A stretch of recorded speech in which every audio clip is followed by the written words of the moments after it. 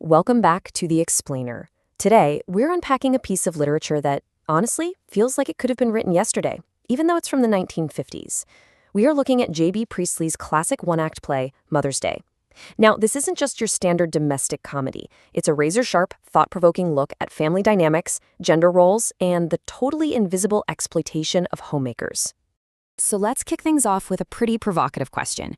Have you ever felt just completely taken for granted by the people you love most? Imagine grinding away, putting in endless hours of work day in and day out, only for everyone around you to act like it all just magically gets done. Well, that's exactly the setup for Priestley's play. We're going to see what happens when a mom finally decides she's had enough, goes on strike, and turns her entire household completely upside down. To really get this, we have to look at the dramatic irony right there in the title. When you hear Mother's Day, you naturally think of love, breakfast in bed, and appreciation, right? But Priestley is using that title with a heavy dose of irony. Our main character gets absolutely none of that. Her family expects her to wait on them hand and foot without a single word of thanks. The play is basically asking us, does a single day of celebration mean anything at all if you're being taken for granted the other 364 days of the year? We drop right into the living room of the Pearson family. It's just a normal afternoon in a typical, comfortable suburban London home. And this perfectly ordinary setting is actually super important. The central conflict isn't happening on some epic battlefield. It's playing out over a cup of tea, a pile of ironing, and everyday household chores. Because it's so relatable, the story hits incredibly close to home. These power struggles, they could easily be happening in your living room or mine. Now, there is a totally stark contrast between our two main characters. On one hand, we have Mrs. Annie Pearson. She's loving and hardworking, for sure, but she's also incredibly timid and overly accommodating. She's constantly pushing down her own needs just to avoid a fight. And then right next door is her neighbor, Mrs. Fitzgerald, who is her absolute polar opposite. She's bold, fiercely independent, outspoken, and refuses to take anyone's nonsense. She takes one look at Mrs. Pearson and instantly sees that her kindness is being completely exploited. Which brings us to the real crux of Mrs. Pearson's problem. The absolute mountain of invisible domestic labor she handles. Frankly, her family treats her less like a mom and way more like a live-in servant. She's cooking every meal, organizing the entire house, and is just expected to be available on demand, all while completely ignoring her own life. But the deeper issue here isn't necessarily that her family is evil, it's that she constantly says yes. She's never set a boundary in her life, so she's basically trained them to assume that her endless service is simply how things are.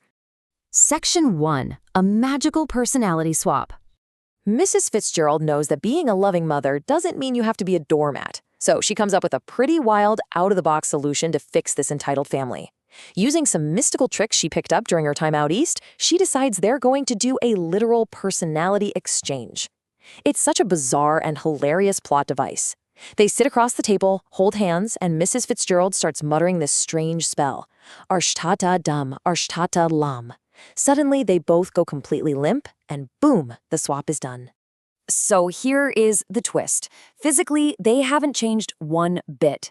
But on the inside, Mrs. Pearson's familiar, comforting body is now being completely controlled by the no-nonsense, fiercely assertive mind of Mrs. Fitzgerald. This is a brilliant role reversal because it finally allows Mrs. Pearson to act with the sheer confidence she's been missing her whole life, setting the stage for the family's absolute shock. Section 2. The family's hilarious shock. This is where the situational comedy really takes off. The trap is officially set. One by one, the entitled Pearson kids and husband roll in, fully expecting their usual royal treatment from the woman they essentially treat like a household appliance. First up is the son, Cyril. He storms in, briskly barks at a hello mum, and aggressively demands his tea. It's the perfect picture of a grown kid who's incredibly entitled because his mom has literally never said no to him. He doesn't even bother to ask how her day was, he just wants his service. But this time, instead of jumping up and rushing to the kitchen, the new and improved Mrs. Pearson just sits there, coolly smoking a cigarette, and drops an icy refusal. No, I couldn't bother. Cyril is literally speechless. He asks if she's feeling a bit off color, and she just shoots back that she's never felt better in her life. His entire worldview is shattered by a simple, firm no. Next up is the daughter, Doris, and she definitely doesn't fare any better. Doris is super self-centered and expects her mom to have her yellow silk wrap perfectly ironed for a date she has that night. When she finds out it's not done, she literally bursts into tears. But instead of getting coddled, this new version of Mrs. Pearson gives her a brutal reality check, telling her coldly to stop blubbering and act her age. The shock value here, both for the characters and the audience, is just off the charts. As the afternoon rolls on, this total role reversal leaves the family completely horrified. Think about it. The before Mrs. Pearson was basically a ghost in her own house, quietly serving everyone. The after Mrs. Pearson, she flat out ignores demands, calls out her kids' terrible behavior, unabashedly drinks a glass of stout right in front of them, and for the very first time, demands actual consideration as a human being. And Day's rebellious actions aren't just there for a quick laugh. They are heavily symbolic. She casually mentions she might go out and play cards with friends, asserting that, hey, she actually has a social life. Then she demands a weekend, an 8-day holiday from all household chores. It completely forces the family to face the massive amount of work she does for them. It's a huge, powerful demand for rest, for independence, and just the basic right to have some free time. Section 3. Humor meets social commentary.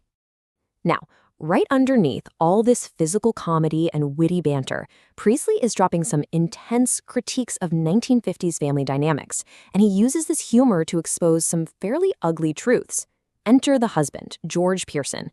George is pompous, incredibly self-important, and entirely dependent on his wife. When he realizes she's not going to stroke his ego, and in fact she actively makes fun of his reputation down at the local club, he absolutely loses it.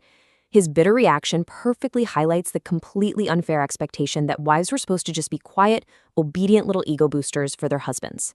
Which brings us to an even darker piece of social commentary. Priestley uses the family's sheer panic to expose their deep-rooted selfishness. When Doris and Cyril see their mom acting so out of character, their first thought isn't, oh my gosh, is mom okay? Is she unhappy? Nope. They are only upset because their free ride has been interrupted. They literally only care about themselves and their own comfort. Section 4. Restoring balance and respect. By the time the family is pushed to their absolute breaking point, literally brought to tears by this assertive, powerhouse version of their mother, the play heads toward its resolution. Mrs. Fitzgerald, still hanging out in Mrs. Pearson's body, realizes the lesson has been learned. So they do the ritual again and reverse the spell. The real, gentle Mrs. Pearson is back, but the entire dynamic of the house has permanently shifted. You see, the goal wasn't to destroy the family. It was to shock them into restoring mutual respect. The ideal family isn't one where the mom dominates everyone, but one where they actually share responsibilities and genuinely respect each other.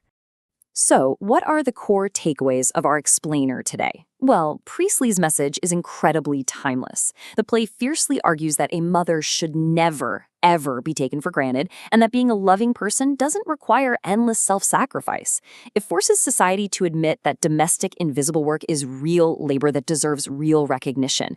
Most importantly, it's a huge declaration that women deserve personal freedom, their own identity, and basic human dignity inside their own homes.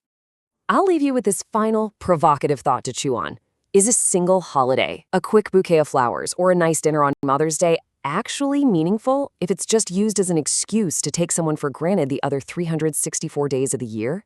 Take a moment to think about the invisible labor happening in your own life. And maybe, just maybe, make sure the Mrs. Pearsons in your world never feel the need to learn a magical spell just to get a simple thank you.